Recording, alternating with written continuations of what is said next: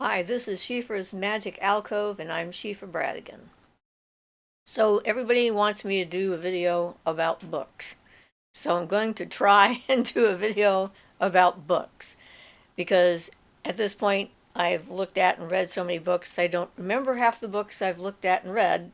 So, I went looking through my library to see which ones I could put my hands on so I can show them to you, and then just do a general discussion about authors and how to figure out what's a good book. So, since I started back pretty far, like I started reading, for example, about the Tarot in the 60s. In 66, I think. It's probably when I first started investigating that. And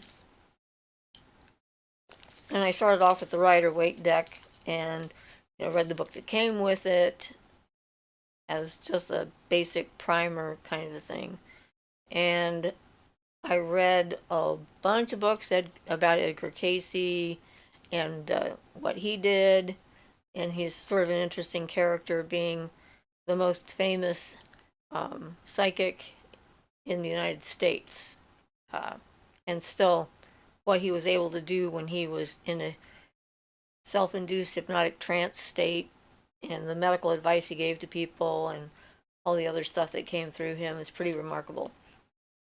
As a channeler and a medium, I was definitely interested in his works because he was, uh, I think, probably the first example I had of someone who did channeling work, in a sense, connecting to the greater subconscious of the human race or the unconscious or whatever. Um, and so that kind of stuff, those kind of books were sort of important to me. I have a few of his books still around. I couldn't lay hands on them immediately for this, but I figured should mention him because certainly it's not difficult to find information about him, and you might be able to download free copies of his books. Although the Edgar Cayce Foundation is still active and probably has the copyright, his heirs to all of his material. So I don't know, but it shouldn't be hard to find books about him if you wanted to. And along the same lines, later on, I read the Seth material by Jane Roberts, which was at the time extremely mind blowing to me.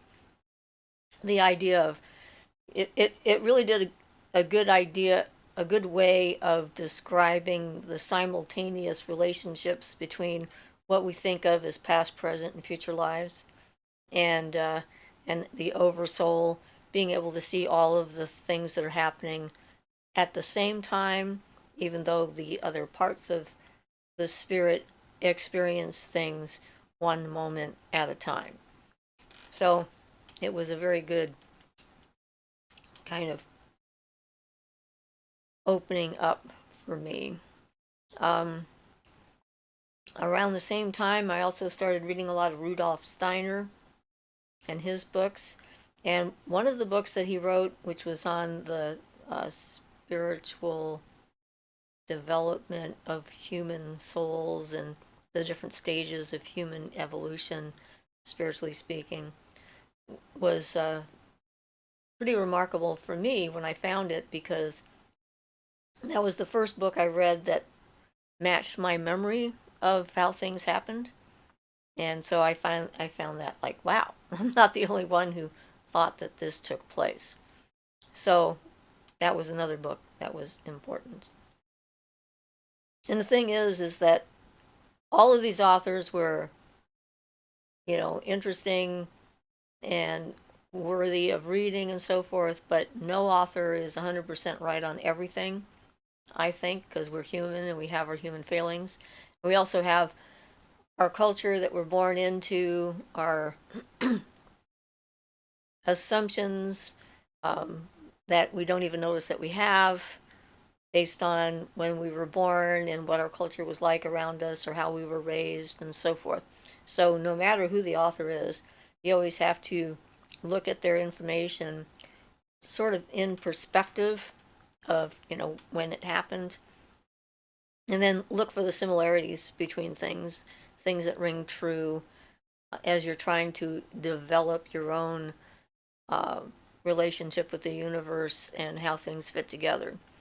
And realize that just because something was true when it was written doesn't mean it's true anymore, or was assumed to be true when it was written. A good example of that is Starhawk's book, The Spiral Dance, and I know I've mentioned that any number of times on the channel. And certainly that was a formative book for me when I started to actively practice witchcraft and realized that that's what I was and I wasn't alone. And in the beginning of her book, um, there's a chapter on the burning times, and the information that she had available at the time was considered accurate and is now not considered accurate as far as how many people were murdered, uh, supposedly for being witches and that kind of stuff. And I've seen sort of arguments and assumptions appear online over the years where someone says something like that, like millions of people were murdered, and someone calls them an idiot. Don't they know that that's not true? And it's not that the person's an idiot, it's that this was the best information that was available at the time when they were learning it. And you don't always end up finding out that the information has changed. It can sometimes be an accident that you suddenly become aware of it. So when you find somebody who doesn't seem to know what they're talking about that way, you know, you can let them know that more recent research has brought to light that fewer people than we originally thought were actually murdered during that time. Doesn't mean that the events that happened weren't horrific. And a really weird example of collective psychosis that went for centuries, it's like very strange. So, along that subject, one of the historical books that I think is important for witches to read, but is not any fun at all, is this little ditty. This is the Malleus Maleficarum, or the Witch's Hammer. And in it, you find out how people thought, what they thought witches were, the way they ask questions where there's no way to answer. And I mean, it's an unpleasant read. I'm not going to sugarcoat it. This is not something that's fun at all. And you might have to, if you're going to read it, take it in small doses. But it's important for us to know how this came about and what was going on, because the potential for it happening again still exists. And so, knowledge is power when it comes to all of this, everything, I think. So, there's that. And since one of the things that happened to me right away was becoming a medium, and this is before I got into Starhawk and stuff like that. This is when I was into Roberts um, and Steiner and so forth, and I was trying to understand the things that were happening to me because I didn't have a framework in which to put them. I had had my sudden mediumship appear out of the blue in the middle of, you know, the wilderness up in Saskatchewan. And it was kind of confusing and startling and a little bit frightening. And I was trying to understand more about it. So I found this older book. When was this thing written? Okay, let's see. It's called A Book on Mediums, A Guide for Mediums and Invocators by Alan Kardec, Kardec, translated by Emma A. Wood. And this one, the first paperback edition was in 1978, and I have a second impression, which was 1979. So, it's an older book about the subject in the sense that, it's been a while since then.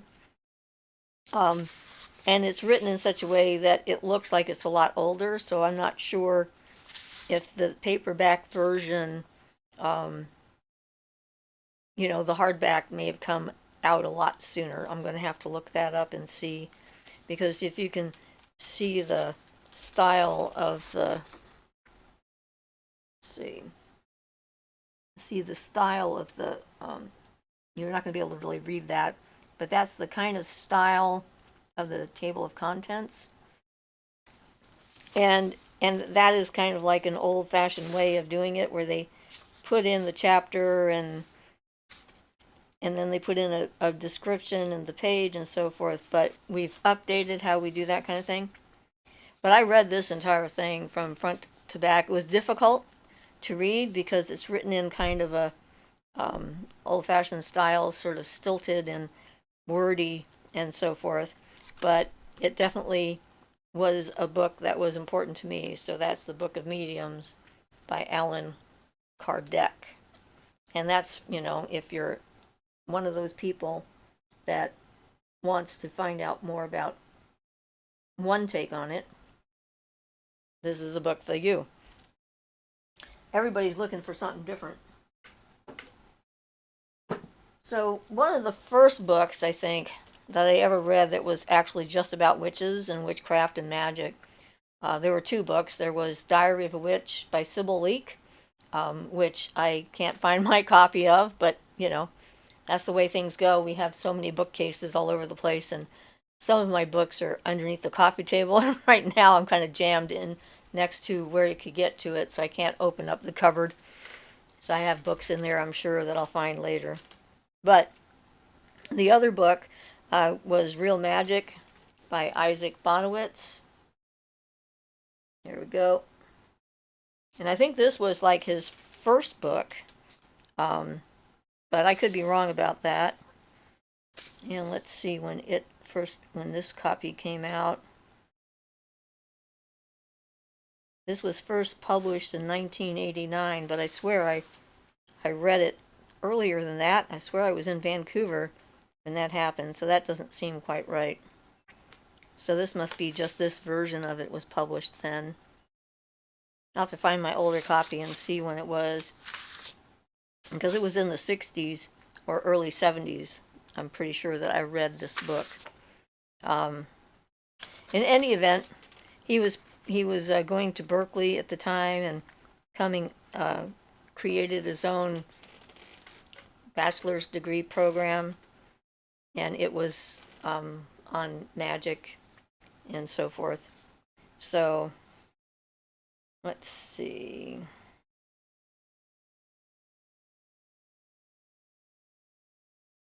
He graduated in 1970 with a BA in Magic and Thaumaturgy from the University of California at Berkeley. And I think that this book was originally published not long after that, because I know I read it in the 70s.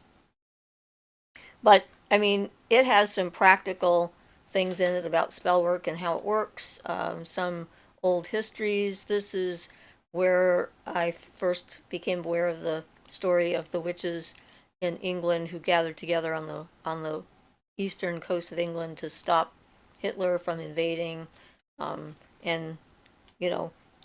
also the first spell I knew I was using, which was the broom spell, when I had unwelcome company in my house, and I put the broom in the corner of the room, and the guy got paranoid and thought we were narcs, and the house was surrounded by the police, and he had to get out.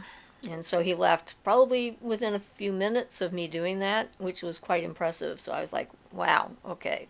So it was a very formative book and opened my eyes to what real magic might be all about. And I thought it was a good title for that, too. So, and then there are books by standard kinds of authors. Scott Cunningham, he has a lot of books. This is one of his books, Earth Power. Yeah. But he has a whole bunch of different books. In fact, the other one that I thought was up here, let me look for it now.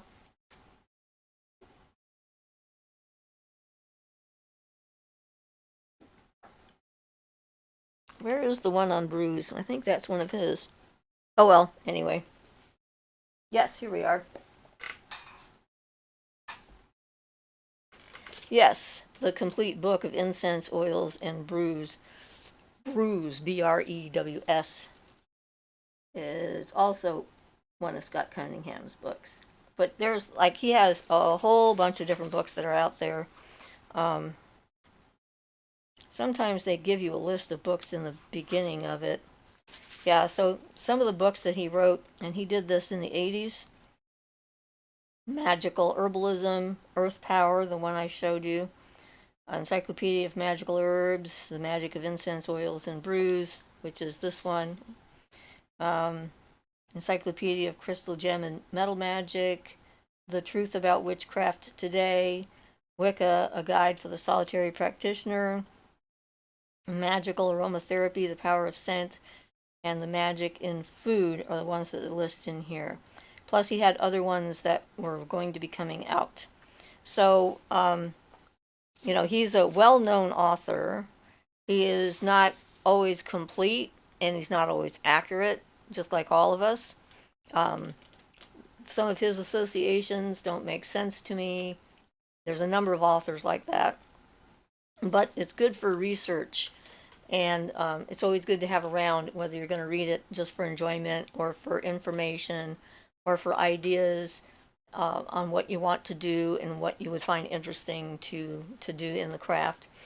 So anything by Scott Cunningham is something that we could recommend without a problem.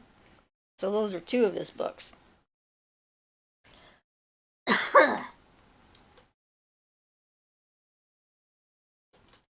And then, of course, there's Gardner, who started this whole thing. There's one of his earliest books, Witchcraft Today by Gerald B. Gardner. He's the one who started the Wicca movement. And there's an introduction by Dr. Margaret Murray, who are also very instrumental in the beginning of this entire process. So if we want to know where we came from and something about the more recent history of the craft and so forth, these are definitely a must-read, whether you agree with their approach or not. So it's a good idea to have some of his books and read about it and see what they were thinking when they did this. Doesn't mean you have to follow him. That's one of the other things. So, and his high priestess, Doreen Valiente, she's written a number of books as well, and I really have enjoyed reading an ABC of Witchcraft, which I had never actually come across before. That is her book. And she was one of his early high priestesses, and then she left his version of Wicca and so forth. And this one was copyrighted in 1973. So you're getting into after he got everything rolling and so forth, and then more things came to light and that kind of thing.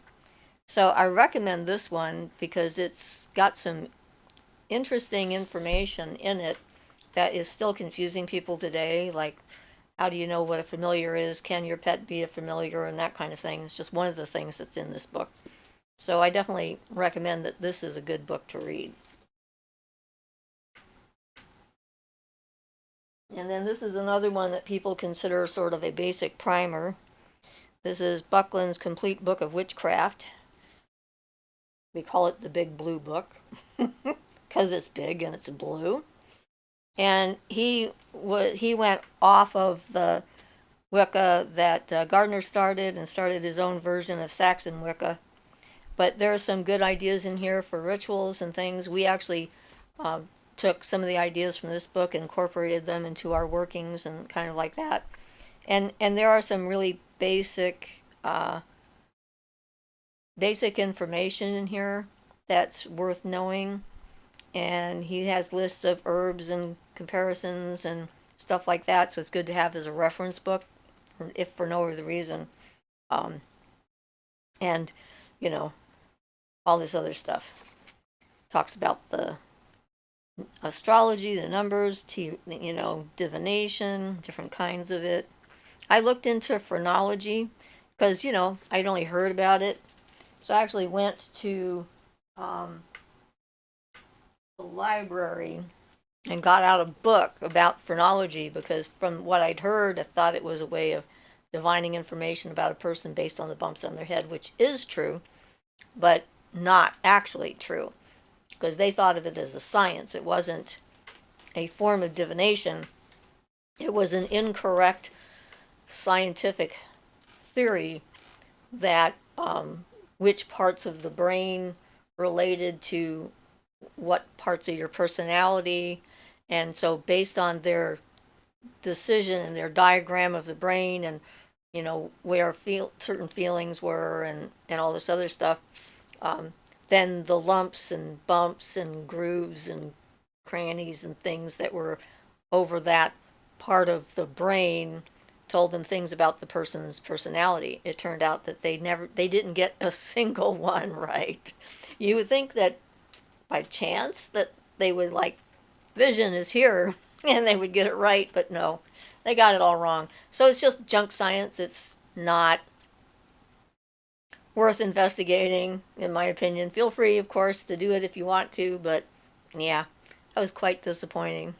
So I was like, oh, bummer. And it was a big, giant book, too. It was one of those things that's like, coffee table book size that they had at the library. Yeah, anyway. So there's nothing wrong with investigating, but if it turns out not to be true, it's fine to leave it be. It doesn't have to be part of what you're doing. So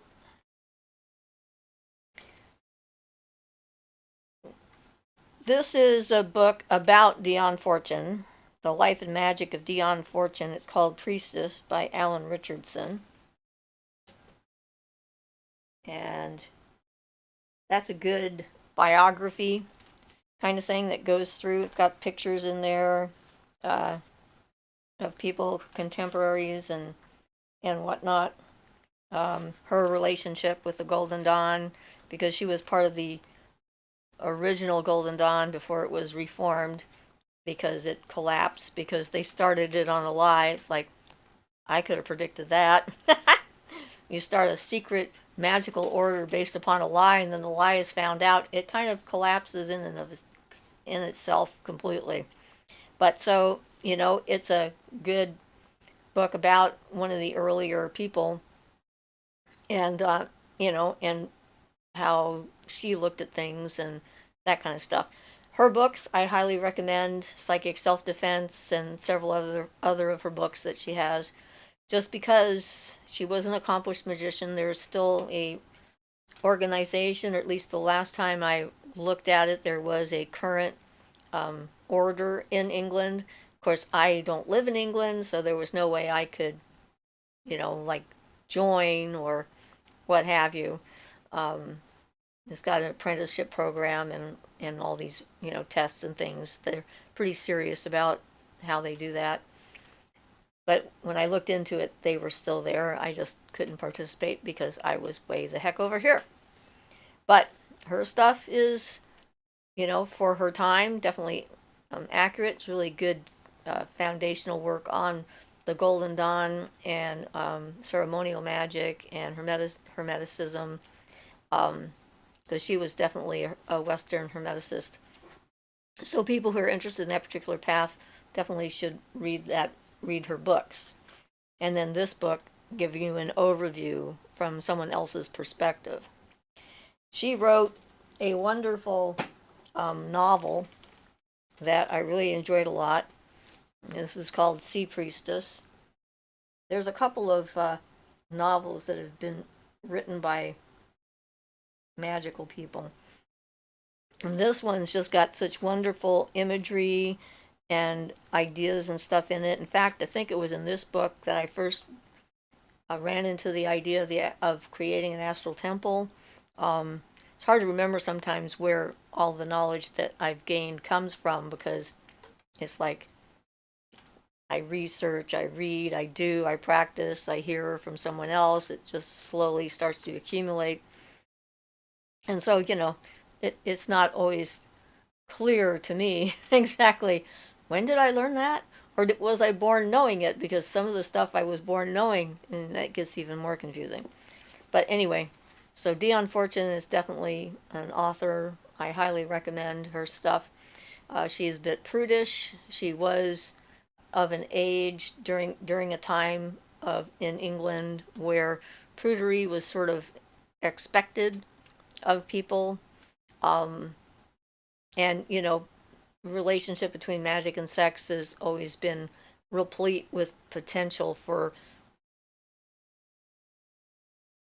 yeah, doing things, doing harm on people. So I think that's where part of that comes from. So there's that, her stuff. And a few other books that I dragged out. Another really early book. Oh, it's down here. There's too many piles. I can't remember what pile I'm on. Okay. So, one of the really early books during the time was Drawing Down the Moon by Margot Adler.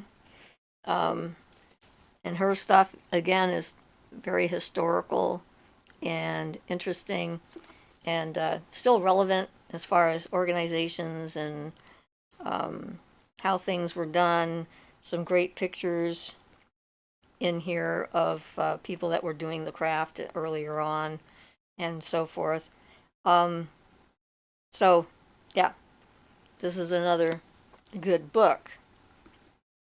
And interesting how she calls it what she calls it. And then this was another one. Merlin Stone was an author that I really enjoyed in the beginning. She wrote When God Was a Woman, which made me so mad when I read it.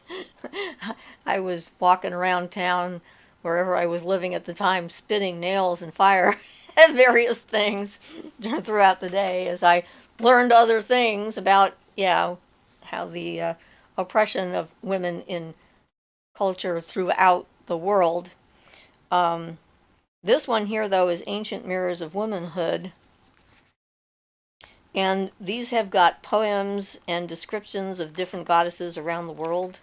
Um, so it's a good resource book. And this was copyrighted in 1979 and was first published in 1984.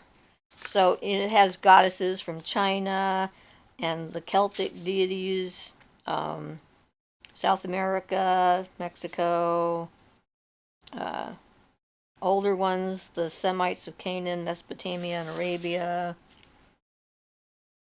African deities, um, people of the islands like Australia, New Zealand, Borneo, Polynesia, Turkey, India, Sumer, one of the ancient civilizations, Egypt, North American natives, Japan, Scandinavia, Greece, Crete, and Aegean. So, so there is, it's a good sized book. You can see it's how many pages is this thing? That's the index. Those are the rituals. Other things. So there's a bunch of source material in here, but it's 395 pages. And if you're looking for inspiration, the poetry that she comes into and she puts in here from her research that she did is just phenomenal stuff. And that's one of the things I love is finding out more about other cultures and ancient poetry and hymns and poems and stuff to different deities and that kind of thing. It gives you sort of a feel, an ancient feel from the energy. So that's another one. This is another kind of descriptive called The Goddess, Mythological Images of the Feminine by Christine Downing. And it was published in 1984 and copyrighted in 1981, so pretty contemporary to Merlin Stone. And she has like Persephone, Ariadne, Hera. So there's like, it looks like most of these are Greek. That she's going through the Greek goddesses and the female goddesses, and obviously goddesses would be female, duh. Anyway, give you more of a history of the actual deity from its inception through its changes and that kind of thing. So that's another book. Mythological Images of the Feminine, Christine Downing. So these are earlier books, that were written. And here is yet another one called The Book of Goddesses and Heroines by Patricia Monahan. And this one was copyrighted in 1981. So all three of these books are contemporary to each other. And so the information in them is similar. Book of Goddesses and Heroines. And she goes through here and she has other names for things. This is sort of alphabetical. So if you're looking for I think it's alphabetical. Yeah, it is. So if you're looking for a specific deity, then you can look it up like an encyclopedia that way. So that makes it useful. So you don't have to read the entire book. You can just have this thing around for just a little bit more research and so forth. So that would be a book.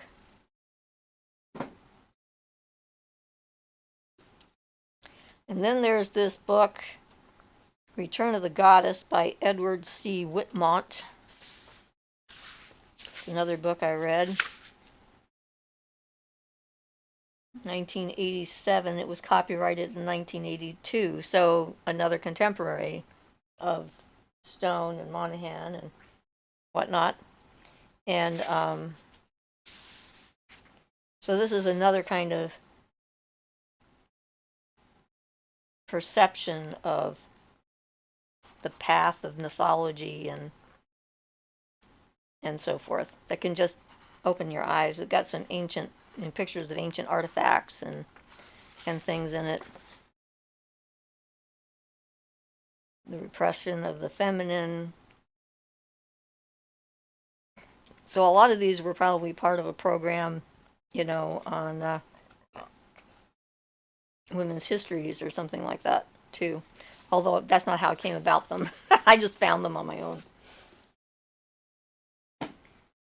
And then you get to the books that are about the holidays to get ideas for rituals. So here's a few of them. This is 8 Sabbats for Witches by Janet and Stuart Farrar. Janet is still alive and she's still writing books with Gavin Bone, I think his name is. And I think she currently might live in Ireland, but I'm not sure. And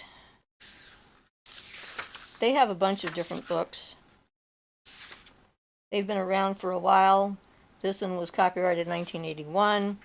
And this just goes through the Sabbats, and it has some great pictures, of real people who were doing ritual at the time, and how they were going about it and so forth. So it's good for history as well as ideas and that kind of thing. When you're trying to design a ritual for a specific season, like right now we have Beltane coming up. Not Beltane. Emulk. Beltane is later. And if you're trying to find a path to incorporate changes of the seasons into your practice, doing research in different kinds of approaches that people have taken gives you a better foundation from which to sort of design something specifically for you. Because if you don't know what other people have done, you don't know what can be done, that kind of thing. And as far as authors are concerned, I consider them very good for reading. Any of the stuff that she has written is going to be informative and well done and so forth. So who wrote this one? This is called A Book of Pagan Rituals. Herman Slater is the editor.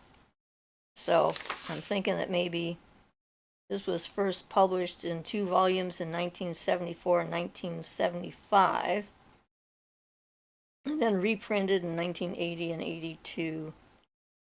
Samuel Weiser incorporated, copyrighted it. So I'm not sure if I don't think that there is a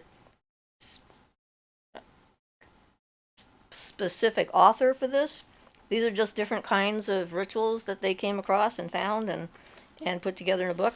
So there's all kinds of things in here, from how to arrange your altar using the cauldron, um, the different sabbats and esbats and so forth. So again, it's just, if you're going to be writing your own rituals, you need to have some source material to look at. And then pagan rituals, this is number 3, but we've got, I think, all of them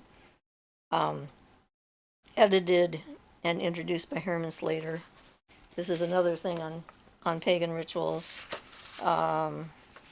This is by Magical Child Publishing, 1989. But there's at least, I think, 3 or so. Obviously, this is number 3, so there must be at least 3 of these. And then Rites from the Crystal Well is another group of books that you can get that have, just the book of rituals and things that you can just look at. In fact, it was one of the Rites from the Crystal Well books that we got our handfasting ceremony from when Ian and I got married. And we really liked the ritual, so we really didn't do much to change it. We just copied it because it was perfect the way it was. So, why not?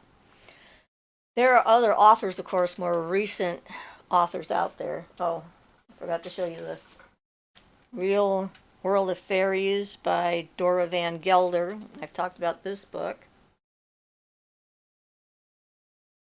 Can't really see the author name with the way they have it written, but she's a person who actually just had real encounters with fairy folk, angels and spirit beings and stuff like that. So for people who are interested in learning more about actual encounters, that's a good book for that. So some of the older authors that some I've read and some I've not liked. So let me see. Get it up here so I remember. Okay, Gavin and Yvonne Frost.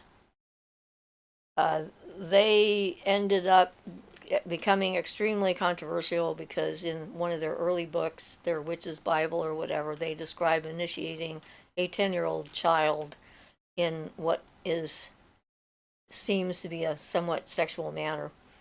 And that's not the only thing, though, that I don't care for.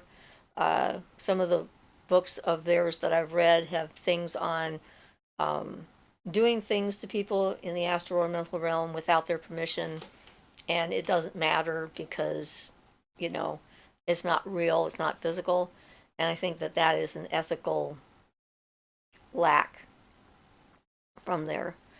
And the modern authors I don't have as much familiarity with because I read all these books plus many more and at some point you feel like you have enough information and you're just doing it, you're not reading about it. And that's the thing when it comes to walking this path.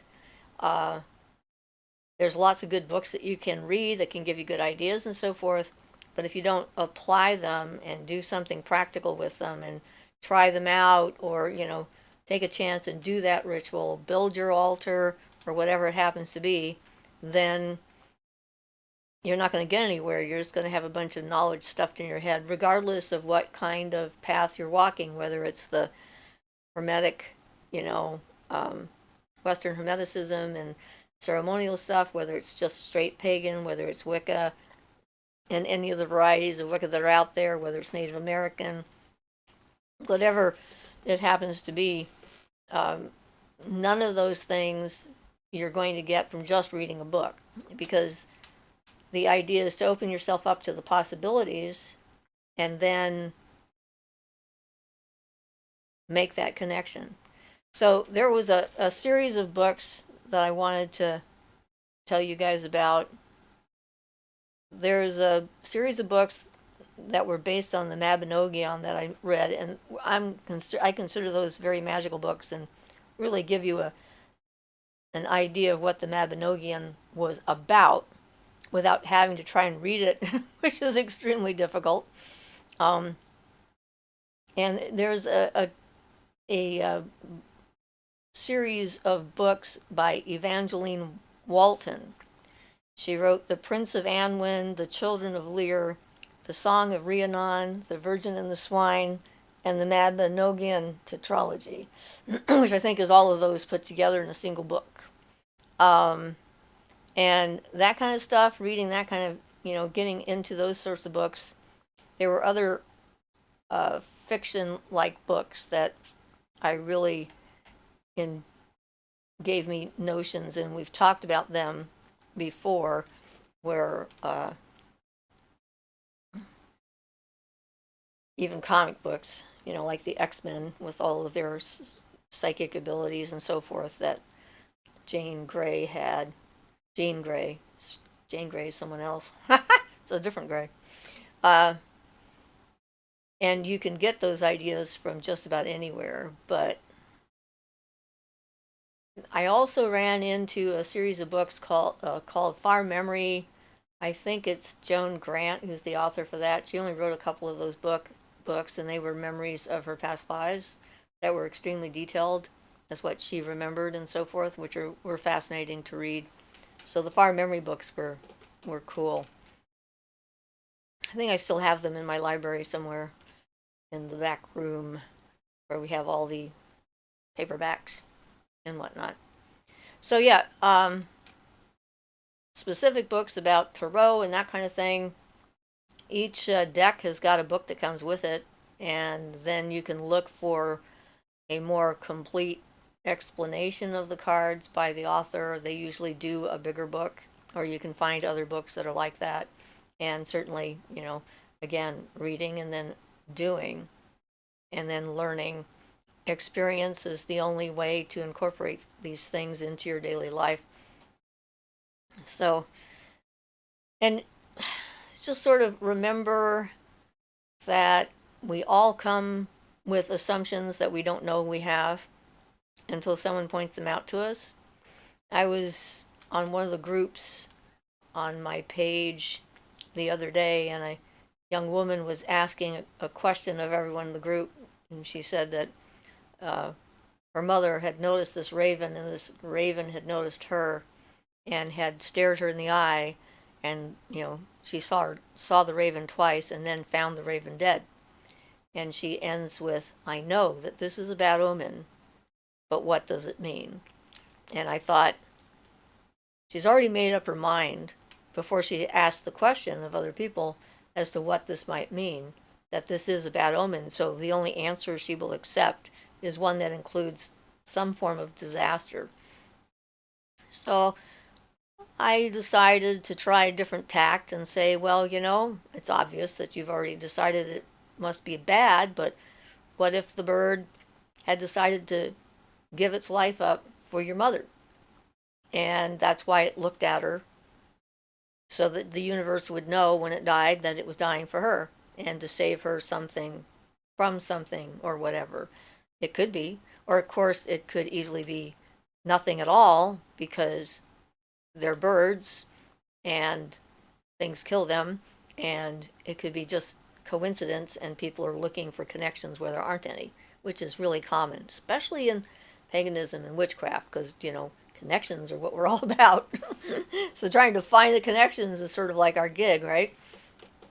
And sometimes we forget that sometimes it's not about us. There's like a whole different universe thing that's going on that has nothing to do with what's going on in our lives. But anyway, that's just a most recent brief example of how she clearly had a pretty powerful assumption, and she stated what it was, which made it very clear to me. But I'm not sure if it was clear to her. Someone thought it was a good idea what I said and clicked like, but who knows if that meant anything. But the only person that can change our mind is ourselves. That's what I told her too. I said, you're the only one who can change how you think. So get busy and do it. So anyway, hopefully this has been somewhat helpful considering the mass numbers of books that are out there. Oh yeah, I forgot to mention Penzac. He's written a whole bunch of books about a whole bunch of subjects, and we've read parts of some of his books, and we're annoyed because he took credit for certain things and made assumptions like the lesser banishing ritual of the pentagram was something that witches always did and have been doing for who knows how long, and without giving it, its historical context and that kind of thing. Which, of course, since Ian is so familiar with that one, he found annoying. But the other thing is that he's fairly young to have amassed that much experience, because you can have a lot of experience, but it takes time to really assimilate all those things and to be able to put them back out there. Not that I think it's a bad idea to read his books. I'm sure there's a lot of good information in there that people will get. I'm not interested at this point because I've read all those other books and more. Yeah, Mother Wit was another one I read early on, and Marion Weinstein's Positive Magic was another one. I saw someone referring to that just a couple weeks ago, which I thought was interesting. So clearly it's still fairly popular. But anyway, the most important thing is making up your own mind and taking what works for you, and don't worry about what doesn't work for you from an author, because it is your personal journey. It's your relationship with the universe that you're developing, not theirs. So when you get past the point of having to refer to who said what and what they believe, and it's just like, this is what I see, then you know you've incorporated it into your being, as it were. Um, so I guess that's it. Like I said earlier when I thought I was finished, hopefully you found this helpful, and I hope everybody is doing well. So this is Siofra Brad again, and this has been Siofra's Magic Alcove. Blessed be.